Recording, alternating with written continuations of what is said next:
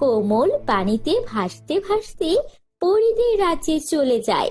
পরী রাজ্যের এক পরী কোমলকে দেখে এবং সে তার জাদুর শক্তি দিয়ে কোমলকে পানি থেকে বের করে। এই বলে সেই জাদুকর একটা জাদুর জুতা কোমলের সামনে রাখে আর বলে, এই নাও, এটা হচ্ছে জাদুর উড়ন্ত জুতা। এটা পরলে তুমি শক্তি পাবে, তুমি সেই বদমাইশকে হারাতে পারবে, একটা উচিত শিক্ষা দিতে পারবে। আমি তো তোকে রশি দিয়ে হাত পা বেঁধে কালকেই পানিতে ফেলে দিয়েছিলাম। তোর তো মরে যাওয়ার কথা, তুই এখনো বেঁচে আসিস কি?